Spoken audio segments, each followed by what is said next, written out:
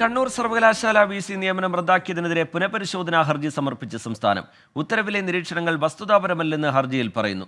Doctor Gopinath രവീന്ദ്രന്റെ നിയമനം റദ്ദാക്കിയ നടപടി പുനഃപരിശോധിക്കണം എന്നാണ് ആവശ്യം. ആർ രാധാകൃഷ്ണൻ ചേരുന്നുണ്ട് വിവരങ്ങളുമായി. ആർക്കെ, സുപ്രീം കോടതിയിൽ നിന്നുണ്ടായ കനത്ത തിരിച്ചടി, അത് പിന്നീട് സർക്കാരിനെതിരെ പ്രതിപക്ഷം ആയുധമാക്കുന്നതൊക്കെ നമ്മൾ കണ്ടു. അതിനിടയിൽ പുനഃപരിശോധനാ ഹർജിയുമായി സംസ്ഥാനം പോകുന്നു. എന്തൊക്കെയാണ് ചൂണ്ടിക്കാട്ടുന്നത്? ഈ വിധി തെറ്റായ കീഴ്വഴക്കമുണ്ടാക്കിയെന്നതടക്കം ആർക്കെ?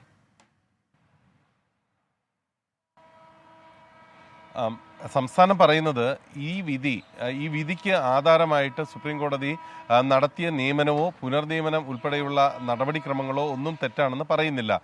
ഇതിൽ നടത്തിയ ഇടപെടൽ, സംസ്ഥാന സർക്കാർ നടത്തിയെന്ന് പറയുന്ന ഇടപെടൽ ചൂണ്ടിക്കാട്ടിയാണ് അത് ഉചിതമായില്ല എന്ന് പറഞ്ഞാണ് സുപ്രീം കോടതി തീരുമാനത്തിലേക്ക് എത്തിയിരിക്കുന്നത്.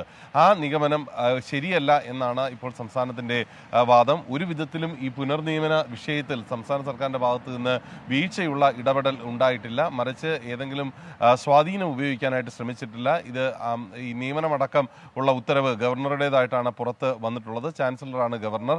അതുകൊണ്ട് ഏതെങ്കിലും വിധത്തിലുള്ള ഒരു സമ്മർദ്ദം തങ്ങൾ ചെലുത്തി എന്ന് പറയുന്നതിൽ അർത്ഥമില്ല എന്നുള്ളതാണ് ഇപ്പോൾ സംസ്ഥാനം ഈ ഹർജിയിൽ വാദിക്കുന്നത്. ഗോപിനാഥ് രവീന്ദ്രന്റെ പുനർനിയമനം റദ്ദാക്കിയ ഉത്തരവ് അത് റദ്ദാക്കണം എന്നുള്ളതാണ്, അഥവാ പുനഃപരിശോധിക്കണം എന്നുള്ളതാണ് സംസ്ഥാന സർക്കാരിന്റെ ആവശ്യം. കേരള ഹൈക്കോടതിയുടെ അനുകൂല വിധിയാണ് സുപ്രീം കോടതി റദ്ദാക്കിയത്. ഈ വിധിക്ക് എതിരെയാണ് ഇപ്പോൾ സംസ്ഥാനം സുപ്രീം കോടതിയിൽ പുനഃപരിശോധനാ ഹർജി ഫയൽ ചെയ്തിരിക്കുന്നത്. ഈ ഹർജി പുതുവത്സര അവധിക്ക് ശേഷം സുപ്രീം കോടതി പരിഗണിക്കും. ശരി, ആർ രാധാകൃഷ്ണൻ വിവരങ്ങൾ നൽകുകയായിരുന്നു.